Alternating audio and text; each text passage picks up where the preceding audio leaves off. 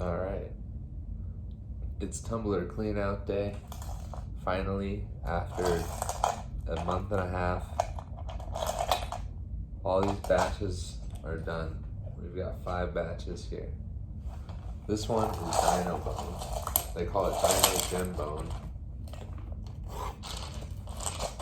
And it comes in a lot of different colors. Some of them are multicolored. Some of these tumbled really well, some of them didn't. I was really careful not to over tumble them, but I think I might have over tumbled them in the first stage when you're supposed to kind of do most of the shaping.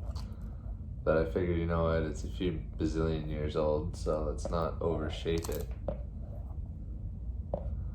So basically, it fossilizes when the dinosaur dies, the body decays, and all that's left is the bones, but eventually the bones also decay, leaving a cavity that gets filled in by surrounding minerals. But different parts of the bone decay at different rates, and different minerals actually form.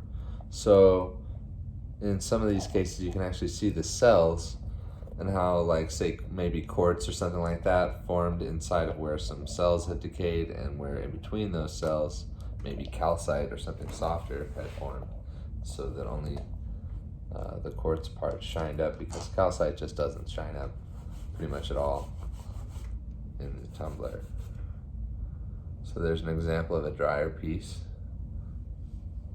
You can see it's got a little bit of shine on it. The lighting in here is not amazing, but you can see the lines kind of in between where those cells are. So that you can see the cells on this animal were incredibly huge, right? Compared to what a cell would be today, where you have to look under a microscope. We got all kinds of cool colors. Orange with kind of gray in between. We got some big flat ones.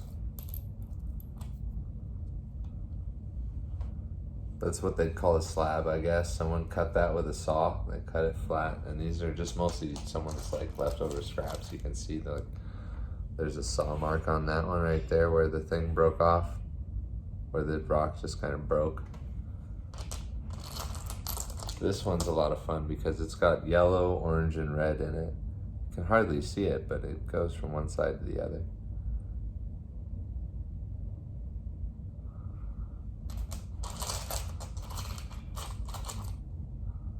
This one's gorgeous. It's bright red. Almost like a red jasper.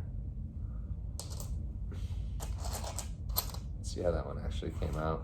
These are all wet still, so a rock that's wet is going to look a lot shinier than a rock that's dry. Oh man. And it's shiny like glass, this one. Perfect. So that's good. This was really a mixed bag, you know, pardon the expression, but it's a ton of different kinds of gembone. Turned out a bunch of different ways.